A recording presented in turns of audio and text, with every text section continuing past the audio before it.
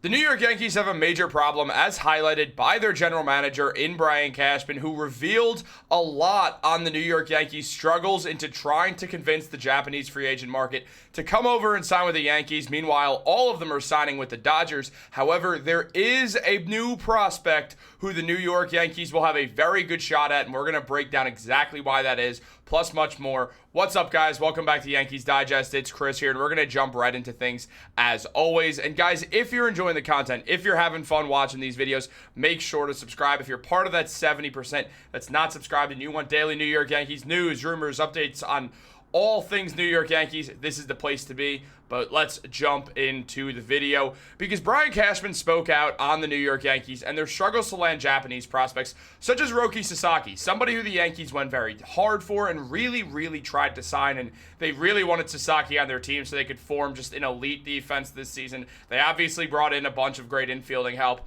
with obviously Jazz Chisholm at last year's trade deadline and then bringing in Paul Goldschmidt as their first baseman.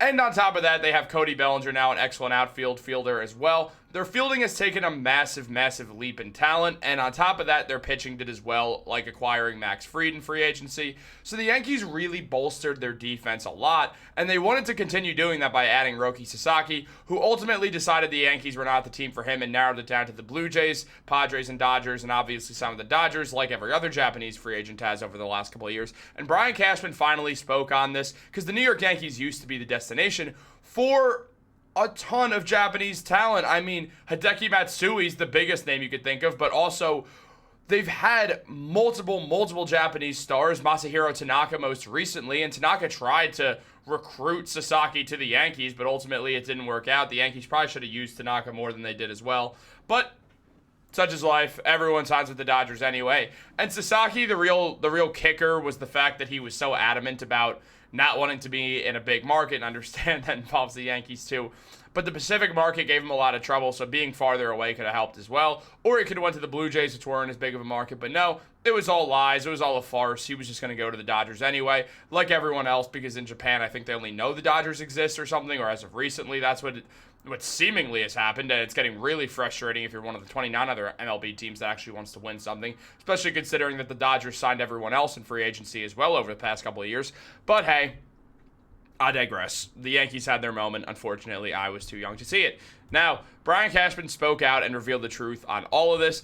And taking a dive into what he said it's a viable market in Japan. We just haven't been able to tap into it despite our efforts as of late. So we'll continue to do that and reevaluate. It's not about scouting it. We're scouting it properly. It's about trying to find a way to make us the best destination spot for them compared to others. The Dodgers have done a great job of somehow securing those players and making it a destination spot. They obviously have a great recruiter in Shohei Ohtani. That creates home field advantage probably because of his relationships over there. They've done a very great job at cultivating the Japanese market. Now, yeah, Shohei Ohtani's been a huge part of that, and because Shohei Ohtani's also a huge coward, he signed with the Los Angeles Dodgers because, well, he wanted to stay in Los Angeles, but he was way too afraid of actually trying to help a team win that couldn't have won without him, so he joined a team that desperately did not need his services because it's the easiest way for him to just bolster his legacy without having to do anything.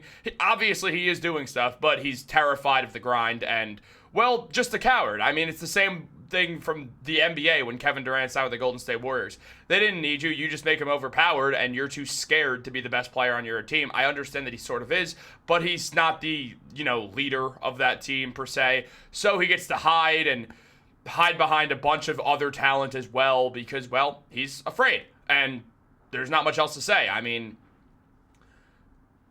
he just is, and it sucks. I mean, it sucks that Shohei went there. It always did. Everyone kind of knew that was going to happen anyway because Shohei's clearly afraid of the grind.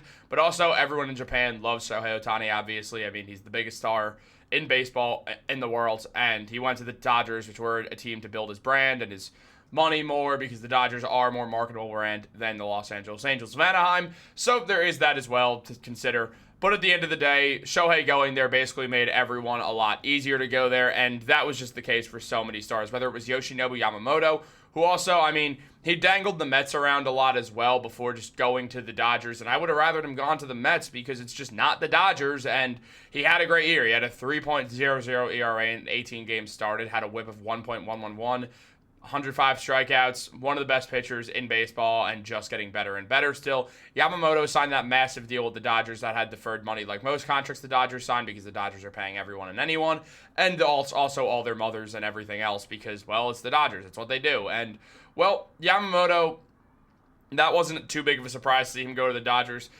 And Shohei just did his thing. He did everything he could to bring every single Japanese player to the Dodgers. And the Dodgers knew that when they signed him. I mean, Shohei's a 3-time MVP, a 4-time All-Star. I mean, 3-time Silver Slugger, batting average of 310, OPS of 1.036, OPS plus of 190. Great hitter, one of the best hitters in baseball. And, well, he's not as good as Aaron Judge at hitting the ball, but obviously he also pitches as well. It makes him the most talented player in the history of baseball. He's on the Dodgers for the long haul. He's consistently gotten injured, though, trying to pitch. I don't know how much more he's going to be pitching in his MLB career. They are going to run that 6-man rotation as per usual with Blake Snell, Tyler Glasnow, Shohei, Yamamoto, a plethora of other MLB superstars who could all win Cy Young as well. Roki Sasaki, obviously. I mean, just looking at the Dodgers just upsets the hell out of me. Like, it's so annoying. It really is. It's not fun. It's not fun for anyone.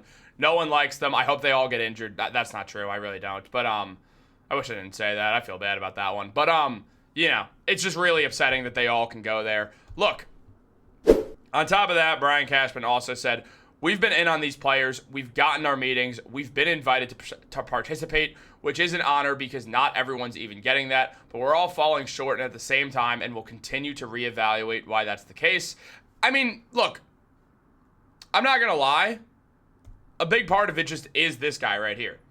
Like, Shohei's going to be better at recruiting anyone from Japan than anyone else. He's the biggest star in Japan of all sports. He's one of the biggest Japanese sports stars of all time, and he's got a lot more time in his career to continue to win MVPs, which he will, to continue to win World Series, which he will. It's only going to get easier for Shohei to be able to convince other Japanese players to come over to the Los Angeles Dodgers. It's just the way it is now. There's nothing that the Yankees can really do to stop it. I mean, he got Sasaki over there after Sasaki just balled out in Japan, left as soon as humanly possible, signed that rookie deal. So this wasn't even about money. This was just Sasaki, like most people, being afraid of the grind and signing with the Dodgers. And this does not just extend to Japanese players. I mean, Blake Snell, too, ran to the Dodgers, could have went anywhere else that would have paid him great money as well. So many players have done this. Believe me, this is not just the Japanese players. I think it makes more sense the Japanese players are going there, considering they're already in the Pacific area. So it's close to home. You have Shohei Ohtani there, who's going to help you learn the ropes. Then you also have Yoshinobu Yamamoto there, who's going to help you learn the ropes. And now also Roki Sasaki.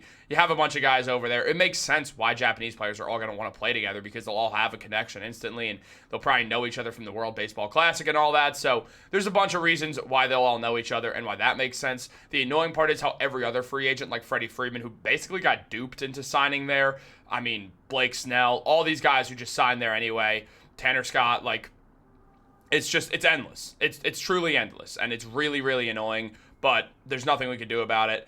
And I mean, Sasaki, 2.10 ERA for his career, and he didn't pitch a lot, so it's going to be an easy way for him to get acclimated in. The Yankees would have had him in a 5-man rotation, which I thought he would have liked better, but I guess not. And also maybe he just wanted to sign with the Dodgers anyway, which is what it is. Again, Japanese players signing there makes more sense because already there's a ton of them there. However, there are other players the Yankees can still go for over in Japan that they will have better chances at.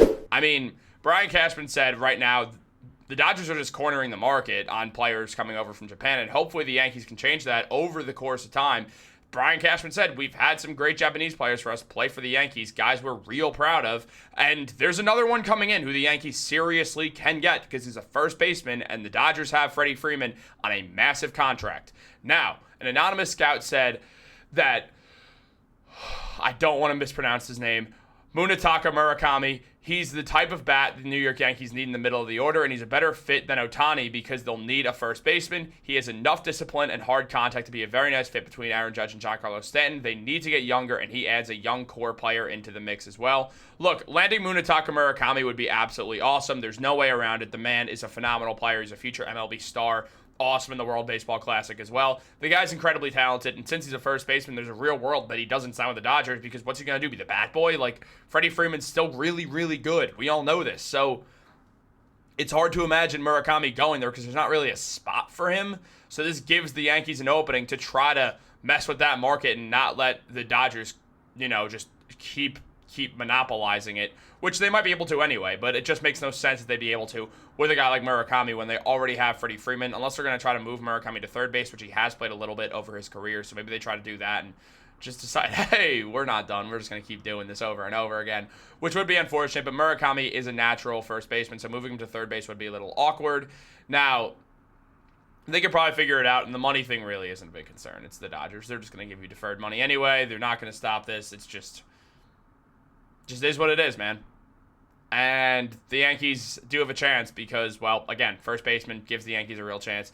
And Murakami is damn good at the sport. I mean, as I said, he's a future MLB superstar for sure. Like, just a tremendous hitter throughout his career. He's been in Japan for a ton of years, winning multiple MVPs, just being truly one of the biggest stars over there with a massive bat. Now, he's a righty, so I don't love the idea of him fitting in between Judge and Stanton. Maybe right after Judge he bats, or you put Murakami at 4 and Judge back at 2, and you put Cody Bellinger in between them.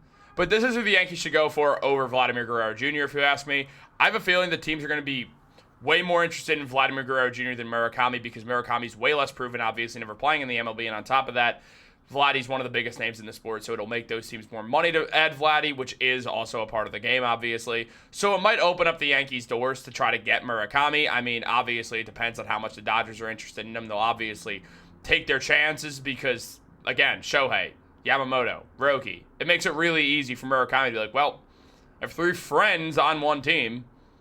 I'll go there. But also, again, first baseman thing with Freddie Freeman gives the Yankees an open shot. But, guys, I do want to know what you all think. Let me know what you think down below. Like this video, subscribe, turn on post notifications. I really don't want anyone on the Dodgers to get injured. I just want them to fail. It's not fun if they get injured. And also, I don't want anyone to get hurt. That would suck, dude. I've had injuries. They suck. No one should wish that on anyone. That was really stupid of me. But at the same time, I do hope they fail miserably every single year. I hope they just keep losing. I hope they just disappoint everyone, including their fans, for years and years to come. Guys, let me know what you think down below. I'll catch you on the next video. Go Yankees.